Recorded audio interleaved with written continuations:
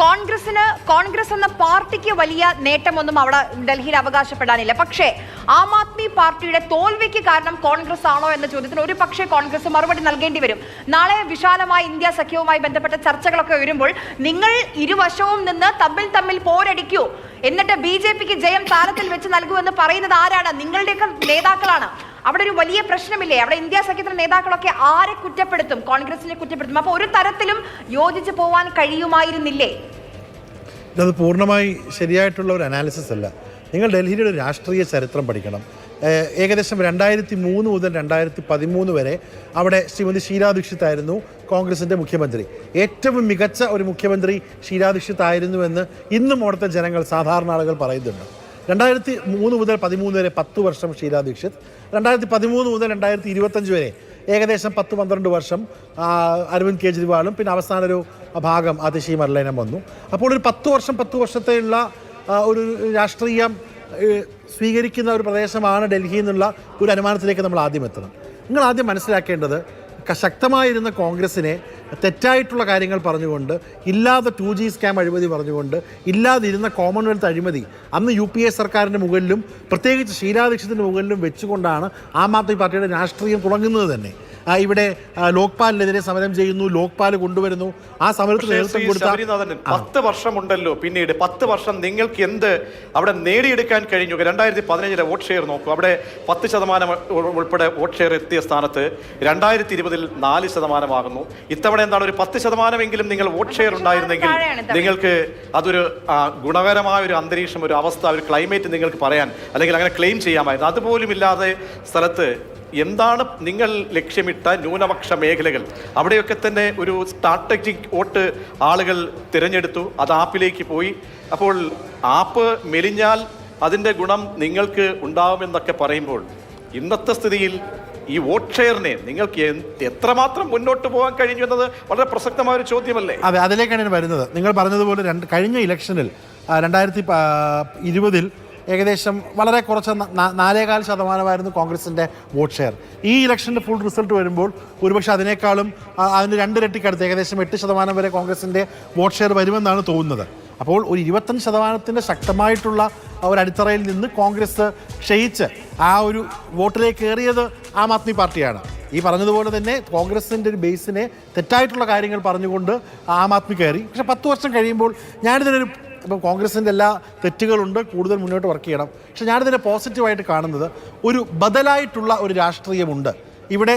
ഈ പറഞ്ഞ കോൺഗ്രസ് അല്ലെങ്കിൽ BJP എന്നുള്ള പാർട്ടിക്ക് ഉപരിയായി ആ രാഷ്ട്രീയ പാർട്ടികളൊക്കെ മോശമാണ്. എല്ലാത്തിനെയും തെറ്റുതിരുത്താൻ വേണ്ടി സുതാര്യരായിട്ടുള്ള, ഒരു തരത്തിലുള്ള മോഹങ്ങളുമില്ലാത്ത, ഒരു തരത്തിൽ ലാഭേച്ഛയില്ലാത്ത വളരെ നല്ല ആളുകളാണ് നമ്മളെന്ന് പറഞ്ഞ് സ്വയം പ്രഖ്യാപിച്ചു വന്ന അരവിന്ദ് കെജ്രിവാളും കൂട്ടരും കൊണ്ടുവന്ന ഒരു ഐഡിയോളജി, ഒരു പൊളിറ്റിക്കൽ ഒരു ഐഡിയോളജി, അത് 10 വർഷം കഴിയുമ്പോൾ അത് ക്രംബിൾ ചെയ്യുമ്പോൾ അത് കൊടുക്കുന്നൊരു മെസ്സേജ് ഉണ്ട്.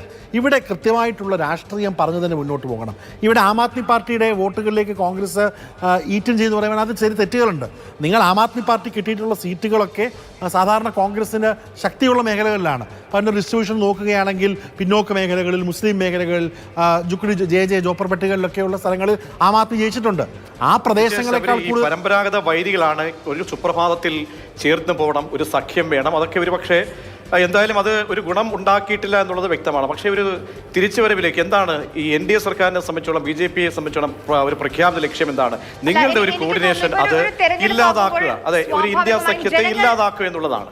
ഒരു തെരഞ്ഞെടുപ്പാകുമ്പോൾ സ്വാഭാവികമായും ജനങ്ങൾ അവർക്ക് എന്ത് നേട്ടം ലഭിക്കും എന്നുള്ളത്. ഇപ്പം ഈ സമയത്ത് നരേന്ദ്രമോദിയോട് അല്ലെങ്കിൽ BJP നേതാക്കൾ പ്രചരണത്തിന് വന്നപ്പോൾ ചോദിച്ചു, ആ പ്രചരണത്തിന്റെ ആദ്യഘട്ടത്തിൽ ചോദിച്ചിരുന്നു, ഇപ്പം ആം ആദ്മി പാർട്ടി ഡൽഹിയിൽ കൊണ്ടുവന്ന ചില വിപ്ലവകരമായ തീരുമാനങ്ങളുണ്ട്, അതൊക്കെ തുടരുമോ? അതൊന്നും നിർത്തില്ല, നല്ല കാര്യങ്ങളെല്ലാം അതേപടി തുടരുമെന്ന് BJP ഉറപ്പ് നൽകുകയാണ് അവിടെയുള്ള ഡൽഹിയിലെ ജനങ്ങൾക്ക്. അത് മാത്രമല്ല, ഈ ബജറ്റിൽ മറന്നുപോലെ ഇതെല്ലാം ഷീലാ ദീക്ഷിത് തുടക്കമിട്ട വെൽഫെയർ പ്രോജക്റ്റുകളായിരുന്നു എന്നുകൂടി നമ്മൾ ഓർമ്മിപ്പിക്കുകയാണ്. അതുകൂടി മനസ്സിലാക്കിയേ പറ്റുള്ളൂ. നിലവിൽ ഇപ്പൊ BJPക്ക് ഓഫർ ചെയ്യാൻ കാര്യങ്ങളുണ്ട്. അത് മാത്രമല്ല, ഇപ്പൊ ഈ ബജറ്റ് നോക്കുമ്പോൾ അവിടെ ഈ സാലറി ക്ലാസ്സിൽ 12 ലക്ഷം വരെയുള്ള ആളുകൾക്ക് നികുതി ഇനി കൊടുക്കേണ്ട ശമ്പളം, അത് വലിയൊരു തീരുമാനമാണ്. ഏറ്റവും കൂടുതൽ സാലറി ക്ലാസ് ഡൽഹിയിലാണുള്ളത്. അപ്പോൾ സ്വാഭാവികമായും ഇതൊക്കെ സ്വാധീനിക്കും വോട്ടുകളെ.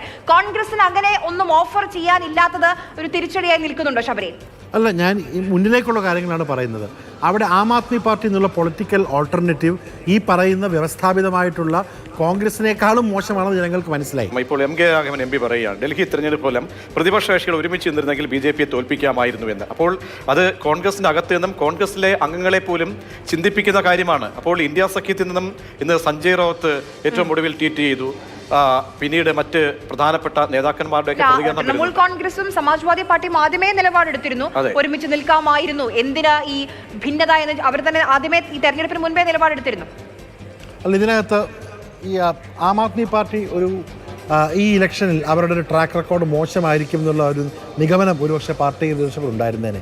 കാരണം നമ്മൾ സംസാരിക്കുന്ന സാധാരണ ആളുകൾ ധാരാളം ബന്ധങ്ങളുള്ള രാഷ്ട്രീയേതര ബന്ധങ്ങളുള്ള ഒരു സ്ഥലമാണ് ഡൽഹി. എൻ്റെ ഫ്രണ്ട്സ് അടക്കമുള്ള കൂടെ പഠിച്ചവരൊക്കെ. അപ്പോൾ അവരെല്ലാവരും ആം ആദ്മി പാർട്ടിക്ക് ആദ്യം വോട്ട് ചെയ്ത ആളുകൾ ഇത്തവണ എന്തായാലും ആം ആദ്മി പാർട്ടിക്ക് വോട്ട് ചെയ്യുന്നില്ല എന്ന് പറയാനുള്ള കാരണം അവർ കൊണ്ടുവന്ന അഴിമതി മുക്തമായിട്ടുള്ള ഭരണം. നമ്മൾ ഇന്ത്യ കണ്ടിട്ടുള്ള ഏറ്റവും വലിയ അഴിമതിയായിട്ട് ഈ പറഞ്ഞ ആൽക്കഹോൾ സ്കാം ഉണ്ടായി. അതേപോലെ തന്നെ സാധാരണക്കാരൻ എന്ന് പറഞ്ഞ വാഗണാറിൽ വന്ന ആൾ ശീഷ് മഹൽ, ഒരു ഇന്ത്യ കണ്ടിട്ടുള്ള ഏറ്റവും വലിയ രാജാക്കന്മാരുടെ ഒരു കൊട്ടാരം പണിഞ്ഞ വിഷയം, അതൊന്നും ന്യായീകരിക്കാൻ ബി.ജെ.പി ആം ആദ്മി കഴിഞ്ഞില്ല. എന്ന് മാത്രമല്ല അവരുടെ വികസന പ്രവർത്തനങ്ങൾ, ഈ പറഞ്ഞ മൊഹല്ല ക്ലിനിക് അടക്കമുള്ള കാര്യങ്ങൾ അവസാന കാലങ്ങളിൽ അത് പ്രവർത്തിക്കുന്നില്ലായിരുന്നു. അവരുടെ MLA-മാർ കൂടുതൽ അൺഅപ്രോച്ചബിളായി. എന്ന് മാത്രമല്ല എപ്പോഴും കേജ്രിവാൾ പറഞ്ഞുകൊണ്ടിരുന്നുള്ള കാര്യം, നമുക്ക് ഭരണം പൂർണ്ണമായി കയ്യിലില്ല, പോലീസ് നമ്മുടെ കയ്യിലില്ല, MCD മുനിസിപ്പൽ കോർപ്പറേഷൻ ഡൽഹി കയ്യിലില്ല. അവസാനം മുനിസിപ്പൽ കോർപ്പറേഷൻ ഓഫ് ഡൽഹി ഒരു വർഷം ഭരിക്കാറായിട്ടും ഒരു മാറ്റവും ഉണ്ടാക്കാൻ കഴിഞ്ഞില്ല. ഒരുപക്ഷെ എനിക്ക് തോന്നി corporation election Aam Aadmi party പ്രതിപക്ഷത്തിരിക്കുകയായിരുന്നെങ്കിൽ, BJP ഭരണപക്ഷത്ത് continue ചെയ്യായിരുന്നെങ്കിൽ ഒരുപക്ഷെ കേജ്രിവാൾ ജയിച്ചു പോയേനെ. കോർപ്പറേഷനിൽ ഒന്നതിന് ശേഷവും ഒന്നും ചെയ്യാൻ കഴിയാത്തത് പല വാർഡുകളും, പ്രത്യേകിച്ച് ഒരു സിറ്റി സ്വഭാവം മാത്രമുള്ള ഒരു 90% സിറ്റി സ്വഭാവമുള്ള ഡൽഹിയിൽ ഈ പറഞ്ഞ മുനിസിപ്പൽ കോർപ്പറേഷൻ ജയിച്ച് മേയർഷിപ്പ് വന്നതും അവിടെ ഉണ്ടായിട്ടുള്ള പ്രശ്നങ്ങളൊക്കെ അവരെ ബാധിച്ചിട്ടുണ്ട്. ആം ആദ്മി പാർട്ടി അവരെന്തൊക്കെയാണോ പറഞ്ഞു വന്നത് അതൊക്കെ തകർന്ന് ഒരു ഓൾട്ടർനേറ്റീവ്, ആ ഓൾട്ടർനേറ്റീവിനേക്കാളും വ്യവസ്ഥാപിതമായിട്ടുള്ള ഓൾട്ടർനേറ്റീവുകൾ അത് കോൺഗ്രസ് ആണ് നല്ലത് എന്നുള്ള വിശ്വാസം കൊണ്ടാണല്ലോ 2% ആളുകൾ കൂടുതൽ വോട്ട് ചെയ്തത്. അപ്പോൾ അത് നമുക്ക്, ഞാൻ പറയുന്നത്, മുന്നോട്ട് പോകുമ്പോൾ യാഥാർത്ഥ്യം ഒരു വേള 47% ഉണ്ടായിരുന്ന വോട്ടിംഗ് വിഹിതം ഉണ്ടായിരുന്ന ഒരു പാർട്ടിക്ക് 2.5% മാത്രമേ ഉള്ളൂ. അതൊരു രണ്ടക്കത്തിലേക്ക് പോലും എത്തുന്നില്ല എന്ന് പറയുമ്പോൾ അതൊരു ന്യായീകരണം മാത്രമായി. അല്ല, അത് ഞാൻ ന്യായീകരിക്കണം. ഞാൻ കംപ്ലീറ്റ് എൻ്റെ സ്റ്റേറ്റ്മെന്റ് എന്ന് വെച്ചാൽ ഇതിൽ നിന്ന് കോൺഗ്രസ് മനസ്സിലാക്കേണ്ടത്, പലപ്പോഴും ഈ ഇന്ത്യ മുന്നണിയുടെ ലീഡർഷിപ്പ് വരുമ്പോൾ കോൺഗ്രസിനകത്ത് തന്നെ ഇവർ നമ്മളെക്കാളും വലുതാണോ, ഇവർക്ക് നാഷണൽ പ്രസൻസ് ഉണ്ടോ, കേജ്രിവാൾ പറയുന്നതിനനുസരിച്ച് പോകണ്ടേ എന്നൊക്കെയുള്ള ചില ചോദ്യങ്ങളുണ്ടായിരുന്നു. കോൺഗ്രസ് നമ്മൾ ഈ ഫോർമുല വണ്ടി പറയും പോൾ പൊസിഷൻ. ഇതിൽ പോൾ പൊസിഷൻ ഇന്ത്യ മുന്നണിയുടെ മുന്നിൽ നിന്ന് നയിക്കേണ്ടത് ഇന്ത്യൻ നാഷണൽ കോൺഗ്രസ് തന്നെയാണ്. ഇന്ത്യയിൽ എല്ലായിടത്തും ഇനി വരാൻ പോകുന്ന പഞ്ചാബ് എടുത്തുള്ള ഇലക്ഷനിൽ ഏറ്റവും മുന്നിൽ നിന്ന് അതിന് ശക്തി കൊടുക്കേണ്ടത് കോൺഗ്രസ് ആണ്. അതിനുള്ളൊരു സൂചന കൂടിയാണ് ഈ ഇലക്ഷൻ. ഇവിടെ ആം ആദ്മി നടക്കുന്ന ആളുകളെ ഭയക്കേണ്ട, അവരെ കൂടെ ചേർത്ത് മുന്നോട്ട് കൊണ്ടുപോകണം. കോൺഗ്രസ് തന്നെയാണ് ഇതിനകത്ത് ബി.ജെ.പിയെ തോൽപ്പിക്കാൻ കോൺഗ്രസിനെ കൊണ്ട് കഴിയത്തുള്ളൂ. അത് കേരളമായാലും ഡൽഹിയിലായാലും ഭാവിയിൽ പഞ്ചാബിലായാലും കോൺഗ്രസ് കൂടുതൽ ശക്തമാകണമെന്ന്